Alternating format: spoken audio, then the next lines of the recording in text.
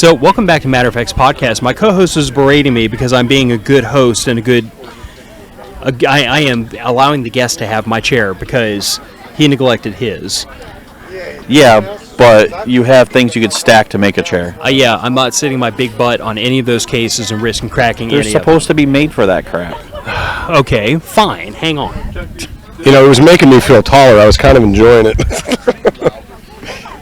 I'm going to laugh if you break one now. I'm going to kick your ass if this thing breaks. I don't think it's going to break. Okay, well, when everything else doesn't fit into it, when we get ready to pack up, we'll know why. Because we put Thick Boy Prepper on top of the case. So, welcome back to the show. This is the Three Stooges Hour, apparently. This is Jester from the Doomsday Podcast. Say hi to the audience. Hi, audience. My name is Jester from the It's Doomsday Podcast. Yep, and that was what I was introduced to him as, so he is still in witness protection. So there is this, this mindset of maintaining OPSEC, being in the prepper community, not divulging too much any information. And whenever you're doing this stuff, especially on social media, there are people that will do goofy stuff like show up to your house or send you random stuff in the mail, or maybe, worst case scenario, find out where your kids go to school, and then you have a whole new problem. Mm-hmm. So I like to maintain a little bit of secrecy. I think it's a good thing. I mean, that's fair. But tell us about the It's Doomsday Podcast. So the It's Doomsday Podcast, we cover mainly prepping topics in a various different things. One day we could be talking about EMPs, pandemics, solar power, different survival foods, just a whole myriad of topics to go with that. And then we get into a lot of the psychological side of this, how you should think as a prepper. What are bad ideas, bad ways of thinking, things of this nature. And then we get into some government, we get into some politics from time to time. Even though I try to avoid it, when you talk about situations where shit would be hitting the fan, it's kind of hard to not throw government in with that. Yeah, I mean, they're going to take care of you. I'm sure they will. I know. Or they'll be the 800-pound gorilla in the room, one way or the other. Possibly the cause of the calamity, if we're being honest with each other. Right. Or at least a contributing factor. If you're at prepper camp, I'm sure you 100% trust the government. Right. Okay, we'll go with that. So just real quick on that note, I was promoting this a lot last year, telling people I'm coming out, like you guys should come out and meet me, blah, blah, blah. And I got this question asked so many times. Don't you think the government's going to come out there and shut that event down? Like, why would you go? You're going to be put on a list. Like, so much of this. And I was like, nah, you guys are overreacting. Okay, and on that note, first of all, I can promise you that the government already knows all about this event backwards and forwards. Oh, yeah. It's been publicly available for years, so it ain't like it's a state secret or anything. We've had media attempt to infiltrate this event several times, and Jane and Rick Austin have basically told them, get out of here. Because, I mean, we're a pretty open group when it comes to people that want to come in to learn in the spirit of becoming a prepper or joining in this mindset. But we're not about giving people ammunition for more hit pieces or more doomsday prepper stereotypes.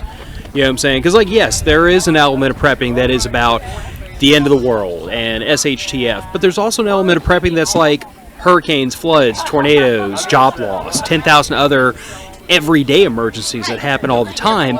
And that's all prepping. So we just kind of prefer that if a person comes here, they come with an open mind and an open heart and not come here looking to make fun of the weird kids. Well, I mean, you got to think about it. Like that's one big thing we cover on my show is a lot of disaster preparedness, how to make a microclimate in your house if it's winter and your power goes out, or, what you actually need to do in the event a hurricane or a tornado is coming. Like, what do you need to do? How do you survive that, And people think that it's a bunch of people going out stocking up food. I'm telling you stuff like, listen, if there's a hurricane coming, you're not going to have power. Freeze a bunch of 2-liter bottles of water. That way you got something to throw in the fridge with your meat so it don't go bad. These just common sense things we teach on the show. And there's nothing that's like crazy about that. There's no like conspiracy about that. These things happen. People live through these circumstances and they get hurt, they die and lose money. So why not take a little bit of time to get yourself just better prepared? There's nothing that would suggest that you're crazy for doing these things. Yeah, the thing I heard a self-defense instructor relate to an audience once, and it resonated with me because it bears on this. But he told us, he said, never let someone tell you you're crazy for preparing to deal with a violent altercation. Because just because it didn't happen to you today, it happened to somebody. And that is kind of the mindset I come into this with, is the idea that, like, you didn't get hit by a Cat 5 hurricane this year, I hope. But I had a Cat 4 steamroll 5 zip codes 2 years ago at my house. That stuff happens. I didn't get caught in a flood today, but somebody did. I didn't get hit by. If we have a blizzard in South Louisiana, boys and girls, like, it's ice age territory. We have serious problems on our hands. But somebody had to deal with a blizzard, so that's always the idea I go to, is when somebody says, "Well, that's never going to happen." Like, it just hasn't happened to you yet, but it happened to somebody. Well, I mean, a good reference point for this was the Texas freeze. I think they lost 250 people down there. Yep. Recorded to that. Who knows how many other people they lost that they didn't contribute to that? Well, and we have a good friend of the show, Stuart, who he was down there in the Houston area when that happened, and he's been a prepper since I was in diapers, if not probably even younger than that. So, I mean, he lived through this, and a lot of the things he's been doing to prepare for emergency situations came into play. The generator, the heat strips on his pipes. So he was the only house on his entire street the pipes didn't burst. Because he had heat strips wrapped around, like the I don't know if they do this where you live, but where the water meter is, you know, the pipes come up out of the ground, go into the water meter, go back into the ground. Well, where do you think the pipes always burst? Right there where it's above ground, because the ground isn't there to act as an insulator. Mm-hmm. He has heat strips wrapped around those pipes that are tied into his house, so that as long as he can get his generator running, it keeps the pipes from freezing. But when the temperatures dropped back down and the water pressure came back up, everybody on his house had burst pipes except him. Right. It's being prepared. There's nothing crazy about that. Well, I'll tell you what, his neighbors were sure as hell happy when they were coming over for showers in the evening. We went through, I think it was Irma in Florida, and we were the only house on the block that had power. So, and I was trying to conserve fuel, so I'd run the generator at nighttime, let the house get cooled down with the AC, make ice in the fridge, all that stuff, and then during the daytime I'd shut it off. And I'll tell you what, every house was coming up, "Hey, can I get some ice? It's so hot. Can I get this? Can I get that?" And we didn't have a problem with that at all. You know? Yeah. I mean, we had the same experience after Ida, in that we were the only house on the street. We weren't the only. We were the only house on the street that started with a generator. One of the other houses went and bought one. God only knows what they paid for it in post-hurricane markup prices. Yeah. But we were the only house with a substantial fuel reserve. We were the only house with non-perishable food. We were the only house with backup power sources. And, yeah, we had neighbors coming over. We had a neighbor about a block away, a Navy vet. The day after Hurricane Ida, the water pressure was a 0 because one of the trees that fell smashed the water tank. Oh, wow. For the subdivision. It got repaired the next day, and the water pressure started coming back up. But the day after Ida, they didn't have any water. Guess who was their new best friend that had an extra flat of water bottle so they had something to drink and didn't die in the heat? Right. It's one of those situations where it's like, you know, everyone loves to poke fun at the crazy guy with the tinfoil hat at the end of the street, right up to the moment that knowing him and being in his good graces comes in super handy, because all of a sudden you see he's the one shining house on the hill that is still making it and still reasonably comfortable. Right. We had AC. We were able to run the washing machine, the oven, the whole 9 yards, and everybody else is like, we don't know what to do. And I mean, there is a line though where, and I guess this would kind of fall into that burnout thing we were going to talk about. There's this line of, I think people can't justify the finances in this. Like, how do you justify maybe needing a generator? How do you justify maybe needing extra water, maybe needing survival food? For me, I know I could possibly use this. I want to be prepared if something goes wrong. I want my kids to be comfortable. I don't want anybody to be living in squalor for days or weeks or however long the situation might last, right? And I just think a lot of people, you know, it's how do they get to that point to justify that this could happen, that I need to be ready?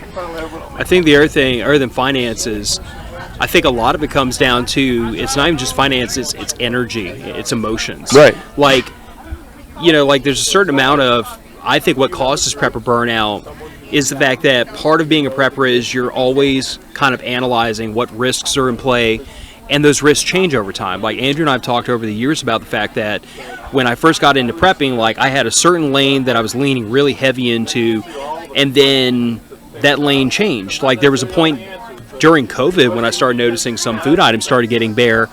I clamped down super hard on everything else we were doing in prepping, and we focused really hard on non-perishable food and long-term sustainment food, because I saw it. It wasn't like we didn't have anything, but I saw that as the bigger emergency. This other thing was pretty well taken care of.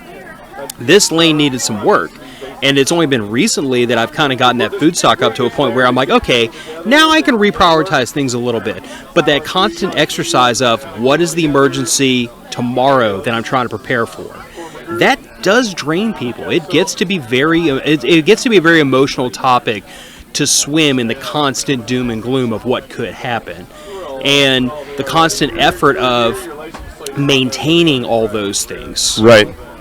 And my wife hates it. So you hit a button with the food thing. So I've always bought, like, you know, freeze-dried food and prepper food, and then I'm always buying canned goods as well. And certain things I buy do come with an expiration date. Okay, my mentality has always been, if I can't use it before it expires, I take it and I donate it, right? We've got little food pantries for the homeless and less fortunate around the area. So I'll, like, go through my stuff about every 6 months. Whatever's about to go, I'll load up, I'll take it down, I'll drop it off. And I started realizing how much money I'm losing in all this food expiring, you know, every 6 months going through, and here's $50, here's $50, and it's just adding in my brain. So I've gotten to the point now where I buy less canned stuff and, like, less things that will expire, and I'm going more like, I'm buying that because it's got a 25-year shelf life. Let me buy this and have this, you know. And so now when it's time to start replacing, I'm only replacing with things that, like, indefinitely. Like, we're stocking up a lot more honey now. We're stocking up a lot more peanut butter. It has a really long shelf life. Trying to buy the vegetables that have at least, like, the 5-year best by date on them versus the 3-year best by date. And that in itself, it gets taxing trying to maintain all this, because a lot of people out there might have this mentality of preppers that they think it's just a bunch of guys, they're going out, they're buying this stuff, they're putting it in a closet, and they're forgetting about it. This is constant work. It is a full-time job restocking and checking dates and going through this stuff. And then think about, I mean, okay, you were military, right? Cycling of the ammo and going, you know, gun maintenance, all these different things, man. It's taxing, it's work, and yes, it'll burn you out. Yeah. Yeah, I mean, it's just because you have a list. I mean, just like with supplies you need to buy, that list never gets shorter. If anything, it gets longer, and that's, you know, like when you're sitting there and you're like, okay, like I got a goal 0. Okay, I checked that off the box, but then what I added was solar panels, right, in that place. So I'm like, okay, I need to get solar panels now for the goal 0. And then it's like, okay, when I get that, now what? Okay, I get that. I'm going to replace that with just extra battery banks, smaller battery banks that you can charge up. You know, I got a couple already, but it doesn't hurt to have one, and have one in your truck. I have one in my backpack. I have one in my truck. Have one just at work. You know, have in certain areas. But you know, the list never ends, no. And that's where I think people, not only when people they don't know where to begin, but then they see, okay, well, I know where to begin, but the list is so long, it's like they burn themselves out because they worry so much about how to tackle that. And it's just with any list, you just tackle it one item at a time. But yeah, that list never will go away. But everything that you get off that list is helping your survivability and helping your independence. Helping your independence that much more. To where you don't have to go to your neighbor and says, hey, do you have a battery bank? Or hey, can I charge off your generator? Because that person is only going to help you so much, right? And so when something's going on and you got to go time after time after time because your neighbor has a generator, when you have nothing to contribute, and then you don't learn anything from that, say, it's like that next time that happens, are they going to help you? You know, are they going to sit there and be like, yeah, I'll help you. Oh, here's a case of food for your family. I helped you last time, I'm helping you again. And if you don't learn anything because you're afraid to get into it, or because of the whole burnout or whatever, that's where educating comes in handy. And I think just finding, like, kind of what we said just before we started recording, was finding other ways. Like, if you're new to prepping or you've been into it, find different ways of striking your interest. Find something that'll strike your interest some other way. So, like, okay, I have canned goods. I have Mountain House. I have buckets at home. I have MREs. Okay, that covers a multitude of different kinds of food. And then I have canned food. Well, what's next? Okay, well, I don't know. I have a dehydrator. Let's get into dehydrating. Okay, it's expensive, but let's get into freeze drying. Like, find different avenues that'll pique your interest to get you excited to learn something new, and you learn a new skill after that too. So not only does it you learn that machine, but you learn a new skill. Then now you got that skill that now adds to your preps. Right. Then you can take that skill and you can pass it on to other people. So on that note, there's something I started doing, and this is like right along those lines. So I kill and I process my own deer. Right. And what I would always do is I'd process it, I'd grind it up, whatever, and I'd put it in bags, I'd vacuum seal it, and I'd freeze it, right? Mm-hmm. And I was like, this is great. And then one of my friends brought out to me, what are you going to do one day when the power goes out? You're going to lose all your meat. Do you have a generator that can power that? I'm like, yeah, I do, but that's a really good point. Like, what if I run out of fuel? What if something happens? Now, I pressure can my deer meat. Yeah, that's what we do. Right? So, and I'm like, and that was something that I never thought about that till someone brought it up to me, and I was like, yeah, I'm going to start pressure canning the deer meat because now I don't have to worry about anything. Mm-hmm. And it can go in the shelf. It's not taking up freezer space. I mean, but yeah, it's stuff that when you think you got to a point of preparedness, it's like there's something new or something changes and then you're doing more. I do find that, kind of going back to what Andrew was saying, though, like finding ways to keep yourself interested in this. Like, for me, I've always found it really helpful that my hobbies tend to kind of feed into prepping. You know what I'm saying? Like, I love to go camping. If I get my pick, and I don't always get my pick, my wife would live on the beach. But I hate the beach. Honey, I love you, and I don't hate the beach. It's just not my favorite thing in the world. Does he look good in a Speedo, though? No, I do not. I look like a half-shaven gorilla in a Speedo. But like, the beach is not my thing. I love camping. I love living out of a tent. I love, like right now I've got a jackery and a fridge over here, which is like the definition of glamping to some people. But I love to go low tech. I love to get out of the air conditioning. I love to touch grass and be out in the sunshine and the fresh air. This is my happy place. This is where I go to recharge my batteries. And guess what? Most of what you would do and get and skills you would learn for camping are so close to prepping adjacent that it feeds into it. So my hobby, camping, also justifies some of the prepping purchases. I'm a gun guy. I love firearms. I like building them. I actually enjoy cleaning them. I reload my own ammo. I still to this day refer to it as range therapy. When I'm having a really rough time, I'm not the guy that goes out to the range and just mag dumps 30 rounds to make a bunch of noise. I go get my rifle. I get a box of hand-loaded high precision ammunition. I go throw shooting mad down at my local range, and I try to make the smallest groups humanly possible. And it's like I tell everybody, I'm like, it is like meditation for gun guys to go through that whole mantra of get into the position, get your natural point of aim, go through the breathing exercises, squeeze the trigger, and it is relaxing to me. And guess what? Knowing how to handle firearms, knowing how to defend yourself, it feeds into prepping. So that's like one thing I found that kind of helps is if your hobbies back up your prepping lifestyle. It doesn't always work that way, but let's call it what it is. I can't think of anything that, playing the PlayStation is going to help with as far as you being a prepper. No, not really. I know they had that Fallout game for a while there, and, not really relatable, but somewhat. But no, I get what you're saying, like, and I'm sitting here assessing myself with that. I'm thinking, you're right. Like, a lot of what I do falls in that category, too. I like to fish a lot. I like to hunt a lot, right? I carry a gun for work, and I have to qualify every year, so these are all things like I can handle a firearm. I know what I'm doing. If I need to go hunt for my food, I'm doing that already. If I need to go fish for my food, I'm doing that already, So, and I wouldn't say I'm into camping as much as you are, but like one of my favorite hobbies is just to get firewood and sit around a fire every night and cook over the fire. Like, I love cooking over the fire. So if I had to do that forever, I'd be okay with it. What percentage of the North American population do you think knows how to make a fire? Without a blowtorch or a lighter? Like, I got down here yesterday. We got to our campsite, and I was like, let me start a campfire with the ferro rod, just because I haven't done it in a while, and I was like so proud of myself that I was able to do that. Well, it's funny because like something like that, like it's fun. Like I have a flamethrower, and it's fun making fires with that. Right. It is. But something about testing your skills and finding the piece of wood that starts with the size of your pinky and working your way up to like your wrist, and how back, that's what I learned to kind of look for kindling and stuff like that.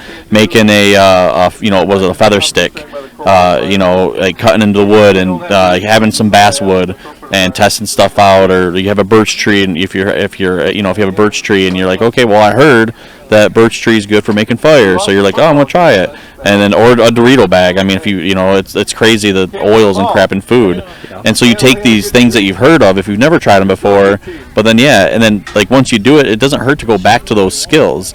I mean, I like taking foundation handgun classes like every once in a while. You just go back to that foundation. You go back to like testing those base skills to where if anything ever were to happen, I have redundancy. I believe in 2 is 1 and 1 is none. And so I have matches, I have Bic lighters, I have ferro rods, I have all that crap to make a fire. But then at the end of the day, every match will end up getting burnt, and those Bic lighters will run out. The ferro rod eventually will wear down, but that's going to last a pretty long time, especially if you're not using it as much. But getting down and saying, I can start a fire with a ferro rod, right. That's a good thing. I handed my 11-year-old a ferro rod because I don't even know how that came up a conversation, but she basically just was like, can I use a ferro rod? And I was like, as a matter of fact, you can. We went out, we walked out the front door. I handed her a ferro rod. I made her go get a little fistful of like pine straw and dead leaves. Made a little bird's nest right there on the front porch, and handed that ferro rod. And with no instruction other than just watching me do it, I said, give it a whirl, try. And she sat there and stubbornly went at it until she eventually got that fire lit. You would have thought this kid got a pony. Really? She was cheering in the front That's yard. Awesome. Because reminds me of Castaway. I have made fire. But it was exciting to her to know that there's this thing that and I think she went to school the next day and told all of her friends, I learned how to use a ferro rod. Right. But it was and the other kids are probably like, what's a ferro rod? Yeah. And then the school heard and kicked her out. Nah. She's playing fire. But here's the thing of it. It's one of those things where if I can instill that one little nugget of excitement about I learned how to do something today, and I can propagate that to where I can teach her other things, even if it never gets to be her thing, she knows how now. Right. And I think sometimes we as adults, we get so bogged down in the idea of I'm doing this to prep, I'm doing this to prep, I'm doing this to prep. We completely overlook, I shot my best freaking group today. Or I made a fire from nothing today. Or I built a shelter out of a tarp today. We've lost that childish ability to just marvel at what we've created. The joy or of done. life. Exactly. Well, yeah. To basically. be really. Well, I mean, yeah, we've lost the joy. There is, yes, prepping is a lot of work. There's no debating that. But I think that there's fun to be had in doing it. There is, and something I do. My wife hates this because she's always finding my little projects, and so I like to experiment a lot and try a bunch of different dumb things to see if it'll work. You have all your fingers, so you should be right. So far, you're doing pretty good. We're still good. So I found out I could take a mason jar, pop a hole in the lid, put lamp oil in there or vegetable oil in there, take some denim and make a wick. Yeah. And so I've got stupid stuff like that around the house. Like one day I was, what did I do? Red Bull can, tea lights, and a mason jar. I was able to distill water. Mm-hmm. Dumb stuff like that. I'll just. My wife's like, "What are all these little projects that you're doing?" I'm like, "I don't know. Just screw around." But if you think about it though, going back to burnout really quick, Phil, you gave a perfect example without actually saying it. Was if you feel like you're starting to get burnt out, you have your daughter. Give her hey, hey, do you want to go out and let's do this? You find that joy of passing your knowledge onto her. You might be burnt out on it, but you see the joy that it brings her when she succeeds. That sparks something in you as a father, as a parent, and that helps you want to learn more to pass more onto her. So that kind of helps you get past that burnout. And then now going to your thing about all your little projects, pick your zombie of whatever happens. You said, in Florida, if you get a hurricane, or even in Louisiana, you get a hurricane or maybe a blizzard, whatever, a tornado, something happens, knocks out the power, and if everything else fails, you got to be able to MacGyver some shit. Right, exactly. You got to be able to take that Red Bull can. You got to be able to take some stuff, and you have to be able to. You know what? I need to distill some water today. How can I do that? You just figured out how to do it with things just sitting around the house, basically trash. Right. You figured out how to turn that trash into something that's useful. And at the end of the day, when you can do that and your neighbor can't, yeah, you guys might be like, hey, we're kind of in the same boat as far as like food's out, whatever's happening, pick your thing or whatever. But at the end of the day, you have that knowledge of being able to distill water when they don't.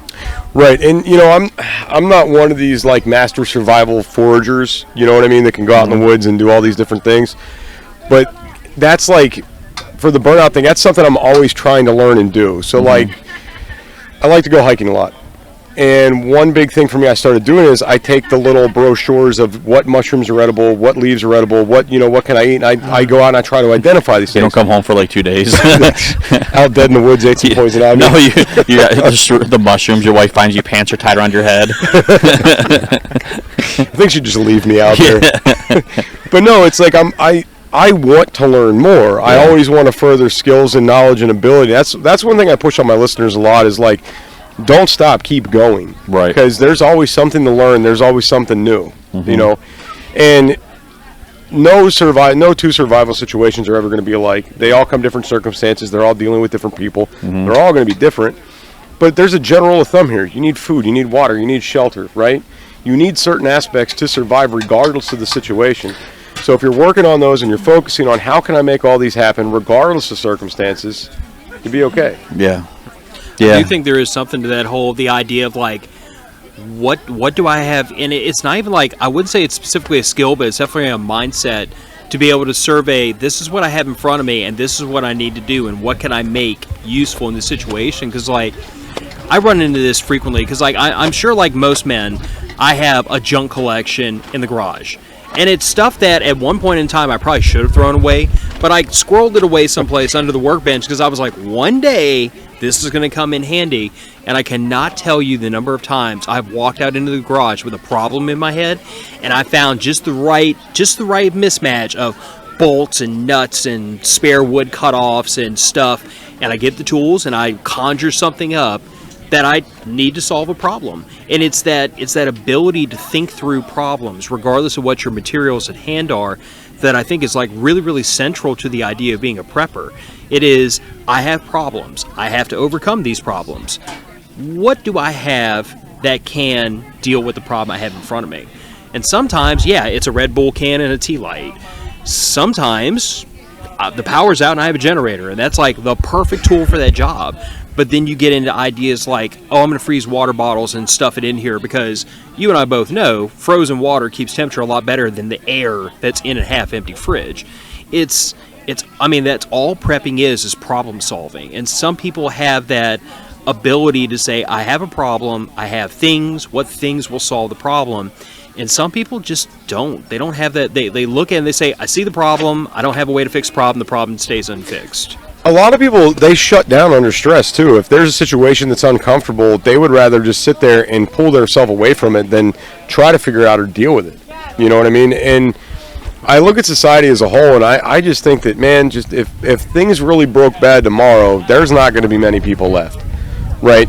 And I'm not putting people into categories, but that's kind of what it is. You got people who are going to make it and people who won't make it, and it's just that simple. Now, people like me, people like you, we're trying to further skills, we're trying to further knowledge. We have that will and drive to survive. I talk to so many people that just have this mentality of, oh, it's only going to be an EMP and there's nothing you can do about that, so why even try? I had another guy I talked to that's like, if a nuclear bomb hit, like, people have these weird ideas about doomsday scenarios, and this one guy's like, well, I don't want to live in a world where there's radiation and this, that, so what's the point? Well, if you're not in the fallout zone, you're probably going to be fine. Stock up on stuff because everybody else is going to be shut down and looking to come to you, But there's people that they would rather shut down than even try to think through these scenarios or even think about what would they do if this happened. Yeah, and again, I think that goes back to kind of the doomer mentality of things are always going to be this bad and there's no way to deal with a problem that bad, so why even bother? But I point out to people, I'm like, not all emergencies are 10s. Some emergencies are 1s and 2s and 3s, and it's a spectrum of emergencies. Right. And you know what? Have you ever popped a tire like 2 days from payday? Yeah. Did you have money in your savings account to buy a new tire so you keep getting to work? No, I didn't. Well, I rode on a donut for a while. But here lies the point to that. Is blowing a tire the day before payday a 10 emergency? No. It's maybe a 2. Yeah, it's uncomfortable. It's unreal. I mean, it's a 10 if you don't have a donut. Yeah, it's 10 if you don't have a donut. But Yeah. then again, that goes back to the whole idea of what could I have done to prevent this emergency from turning into a 10 from a 2? I could have had $200 in a savings account for that tire that I couldn't afford. I could have had my donut aired up. I could have had whatever. But that's kind of what I keep going back to, is this idea that, like, yeah, there are emergencies that I will not prep for. I refuse to. The financial investment would cause me to pull back in some other aspect of prepping. And like we were talking to somebody this morning, like, I don't want to say unique because I'm not, but I'm odd. I think you're unique. Special, we'll go with that. I was literally just going to say special. My wife would say I'm special, but like amongst the prepping community, like my education, my background is all in business and finance and economics. So I tell people all the time, I'm like, if you're a prepper and you've got like beans and bolts and band-aids and MREs and all that stuff, but do you have an IRA? Do you have investments? Do you have a passive revenue stream so that you can retire one day? Because guess what?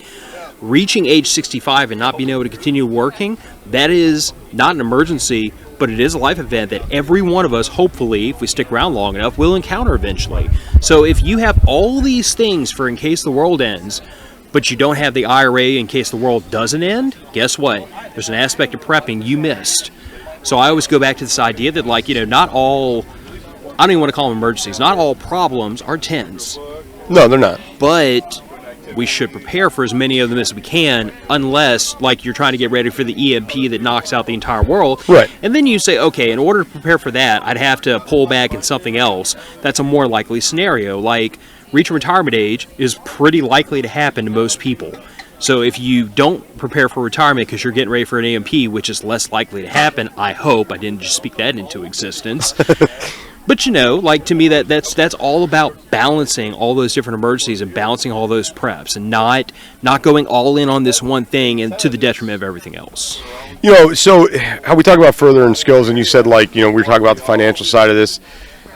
My biggest prep of this year, and like when people talk about, like, oh, I don't want to stock food or I don't want to do this was my big prep of the year. I went to freaking EMT class. I went to EMT school, and I became a state licensed EMT. I have no desire to do this for a job, nothing. But I want life-saving, I want to know more. I want more life-saving capabilities. I want to know if it hits the fan tomorrow, I can be a benefit to, like, maybe save one of my kids, save my wife, save someone that's within my community. And that cost, like, EMT school was a decent amount of money. And it took like 4.5 months plus clinicals and all these things to go through. And then I went and took the state test just because. And now I have this idea that I'm working on now is, in order to keep this knowledge up, I'm trying to volunteer for a rescue squad and actually gain more knowledge, keep up with the current technologies and keep up with current protocols, because the medical field's vastly changing all the time. And I didn't know this not being in it. Now that I'm in it, I'm like learning all this. And will I ever use this stuff at work? Probably not, unless a coworker's having a heart attack. But wouldn't it be good if I can go help him? The thing is, though, is you never know when you're going to be a first responder. Right. And you never know when you're going to be your own first responder. Mm-hmm. So these skills, you can use them on yourself and you can use them on other people. I'm a MFR, medical first responder. So just step above the Boy Scouts and step under the EMT.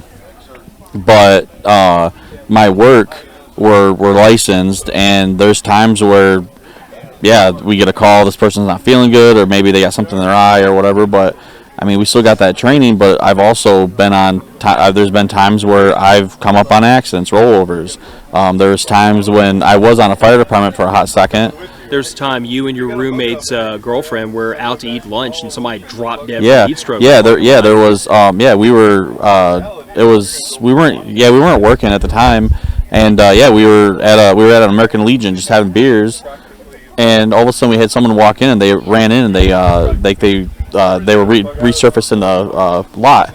They were like, "Hey, someone just collapsed." So we went out there, and the guy was having dang near heat stroke, and so we worked on him for doing that. And then so basically, you never know when you're gonna be the first responder. So it's just like, from gunshot wounds that I've treated to just heat stroke or whatever it is, like, having that knowledge is key. That's where, like, firearms, I'm a big firearms guy, so like training firearms is awesome, it's fun. But the big thing is if you're training to possibly have to put holes in people, you should also be able to patch those holes and right. in anybody, really. And then that's the thing. So just having that knowledge, and crap, if something hits the fan, and again, it doesn't have to be anything permanent, but a hurricane, whatever, pick your zombie again. You guys are sitting there, and okay, so the tree that fell on your house, if it would have fell through the roof and something happened where it hit you in the leg, or hit, God forbid, hit your wife or whatever, like, how can you treat that? If there's a storm, if glass, I mean, you're doing something around the house and you fall and you slip and you have a glass in your hand and it smashes and cuts your wrist. I mean, like, whatever happens, having that knowledge to treat. So you taking that step for an EMT school, like, that's a great step. But be able to take that and then pass it on and keep that knowledge and continue to learn. Because, yeah, you're right. The medical field is always changing. Yeah. I mean, it wasn't long ago that the standard, the civilian medical field were like, nah, tourniquets are bad. And then the military is like, we got you. And then now tourniquets are more and more prevalent and stuff. Although, funny you mentioned that. I was having this conversation with my sister, who's a paramedic, and now she works as a supervisor. But, like, we were talking back and forth, and to be honest, I have nowhere near the level of knowledge as a combat lifesaver that my sister has as a paramedic. It's amazing how much they have to know. And that's why I wouldn't go. I mean, I'd love to go on to paramedic, but it's too much, man. I thought about doing paramedic, but holy crap. But I guess I'm saying is, like, let's start there. She has much more knowledge than I do. My knowledge is a little more specialized because combat lifesavers are really focused around you got your arm blown off by an IED, or you got shot, or what, very specific. Yours is more simple. Red stuff in body, red stuff out of body. Out of body, it needs to go in body. Well, to be fair, I mean, all military training manuals are written on a 5th grade reading level because that's about the best most of us can manage. Marines and Army especially.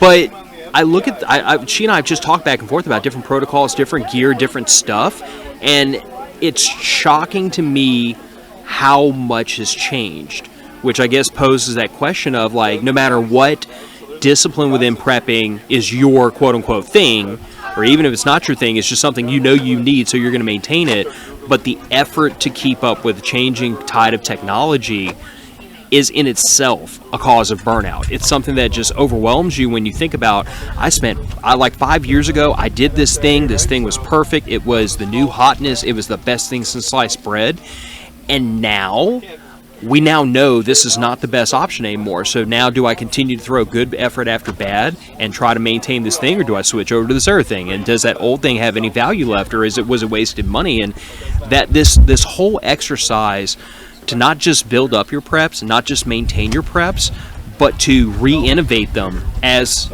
technology marches forward, that is a mentally draining time suck. No, it absolutely is. And again, it's this idea of, it's having that mentality to push on and keep moving forward with this stuff. When other people are, like, ready to call it quits, if you're going to be the one that survives the end, that survives the apocalypse, you got to have that mentality to keep going regardless, Yeah. And mentally taxing, I mean, yes, absolutely.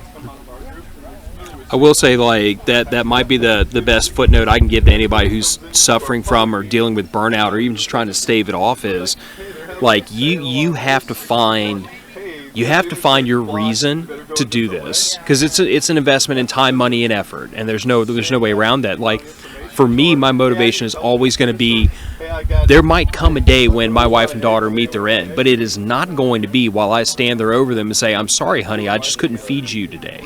There may be something that overwhelms my family, but it will not be my own lack of attention. So if for no other reason than to maintain my wife and daughter, I will continue to recommit to this constantly no matter what.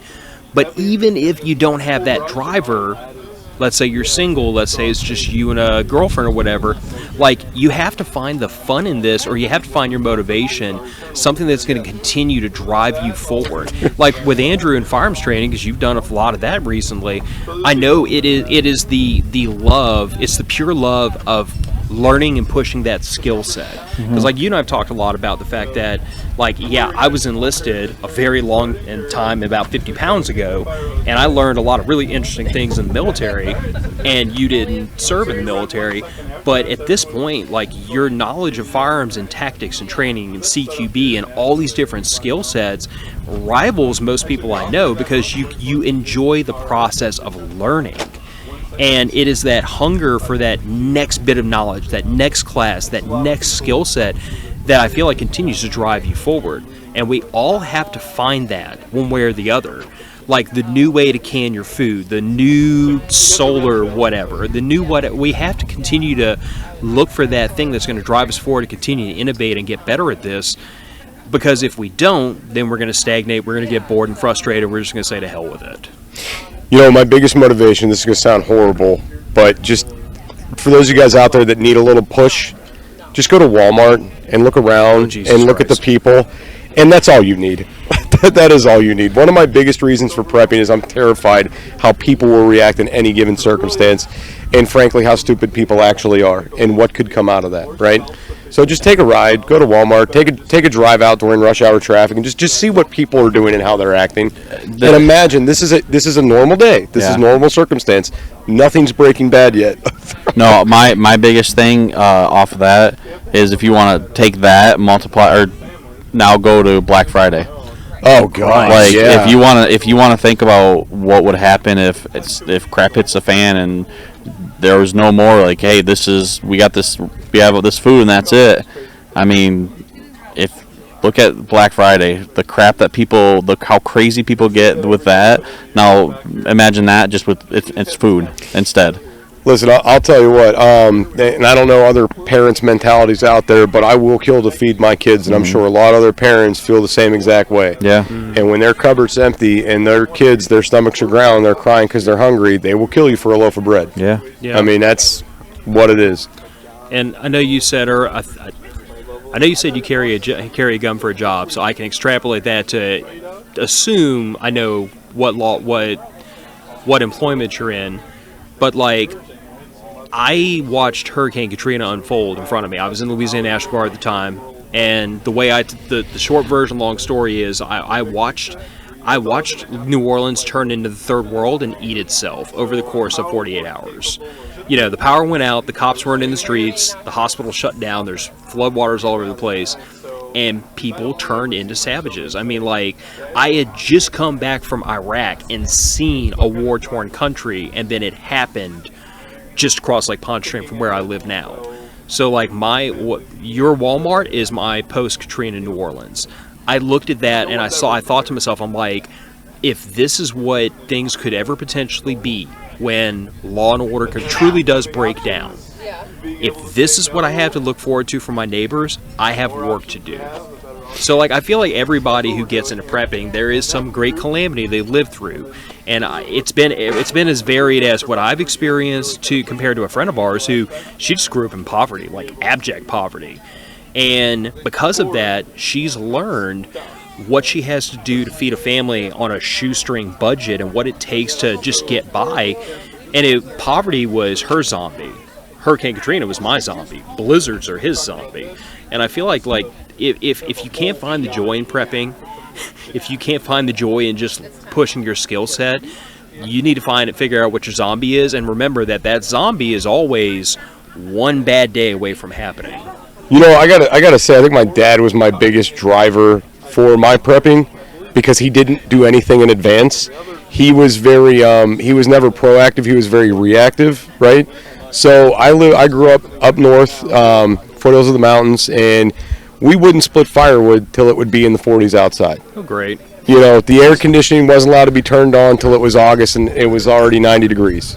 You know, that's how his mentality was. So it was everything last minute at the very end. I'm like, nah. And then I grew up and it was like, I got to get more prepared. I can't be like this. And then somehow that translated into the Doomsday prepping. It kind of just took a turn and went that way, you know?